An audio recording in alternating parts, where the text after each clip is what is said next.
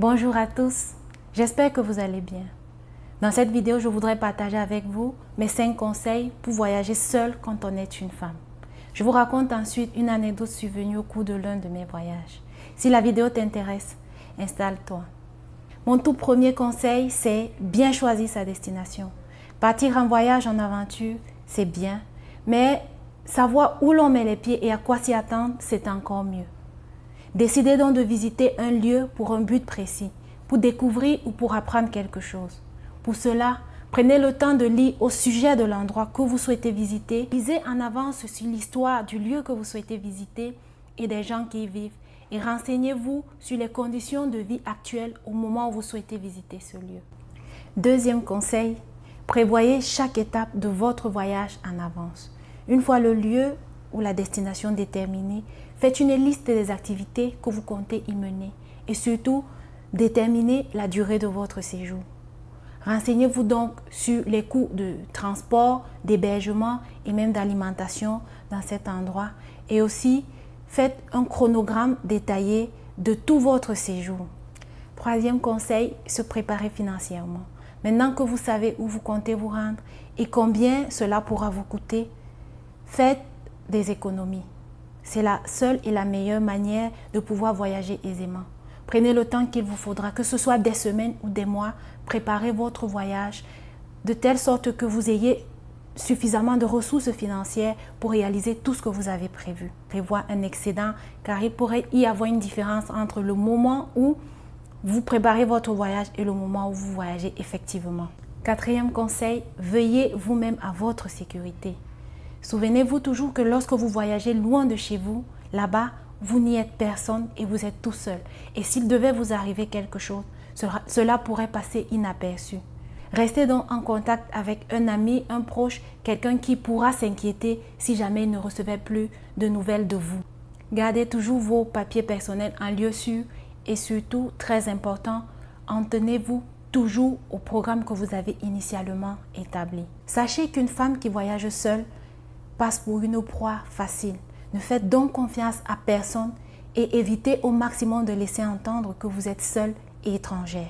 Cinquième conseil, soyez gentil, courtois et ouvert à la discussion. La plupart du temps, les gens, quand ils se rendent compte que vous êtes étranger, sont disponibles pour aider. Alors, n'hésitez pas à aller vers les gens pour faire des rencontres. Vous pourrez vous faire une richesse bien plus grande que de l'argent. Désormais, avoir des amis, des contacts à travers le monde ou à travers les pays que vous avez visités. Voilà pour les 5 conseils que je pourrais vous donner si jamais vous pensez à voyager et que vous êtes une femme et que vous voulez voyager toute seule. Je voudrais maintenant vous raconter une toute petite anecdote qui m'est arrivée il y a quelques années. J'avais à peine la vingtaine et c'était ma deuxième fois de voyager loin de mon pays. Je visitais un pays africain pour un but précis. Et je préfère ne pas citer ce pays. Alors, j'y vais, je fais ce que j'avais à faire. Une fois que j'avais terminé, je décide de retourner. Seulement, mon vol de retour pour mon pays avait lieu le lendemain. Donc, j'étais à l'hôtel et j'attendais de passer ma dernière nuit pour pouvoir prendre mon vol le jour suivant. C'était le soir, il était environ 18 h. Je me rends au restaurant de l'hôtel pour pouvoir dîner. Et là, pendant que je mangeais, je me rends compte qu'il y avait un monsieur d'environ la quarantaine d'années, très bien vêtu, bien habillé, parfumé, et qui s'exprimait très bien, mais il n'arrêtait pas de me regarder. Bon, je jetais juste un coup d'œil de temps en temps et c'était tout. Alors, je finis de manger et au moment où je veux payer l'addition, il vient et il se propose à la serveuse de payer pour moi et que si je voulais quelque chose d'autre, je pouvais prendre à ses frais. Alors, je le remercie de façon très courtoise. Je paye l'addition et je décide de partir.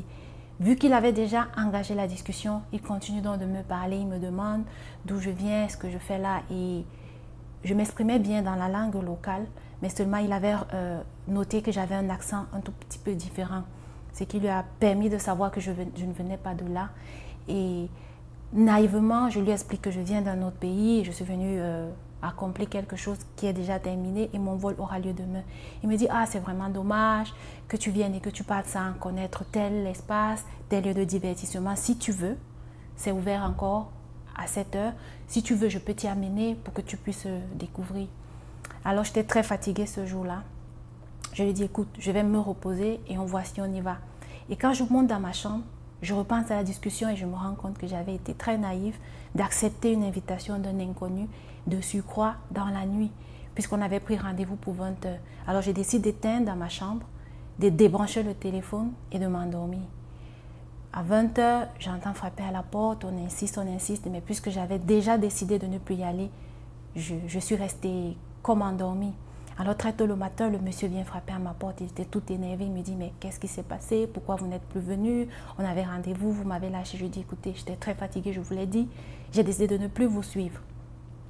Au moment d'aller remettre les clés de la chambre, je discutais avec le concierge qui avait assisté plus tôt au restaurant à la discussion que j'avais eue avec le monsieur. Il me dit, mademoiselle, vous avez été très intelligente de n'avoir pas suivi ce monsieur parce qu'il s'agit en fait d'un réseau de plusieurs personnes qui sillonnent les hôtels de la ville à la recherche de proies faciles, de jeunes filles naïves et seules qu'ils pourraient amener, Dieu seul sait où. Donc, je tenais vraiment à vous raconter cette petite anecdote, juste pour vous dire que c'est des choses réelles qui arrivent. Quand on est une femme, on doit prendre soin de sa propre sécurité. En voyage, on ne doit faire confiance à personne. Et quand on n'est pas sur sa terre, on n'est pas chez soi. Et personne ne viendra jamais nous défendre ou défendre nos intérêts. La preuve, le concierge qui avait assisté à l'histoire n'a rien pu me dire en présence du monsieur parce qu'il également essayait de se protéger lui-même. J'espère que cette vidéo vous a plu. Si vous avez d'autres conseils à donner pour une femme qui voyage toute seule, veuillez les laisser en commentaire. Et à nous revoir très bientôt dans une nouvelle vidéo. Bye!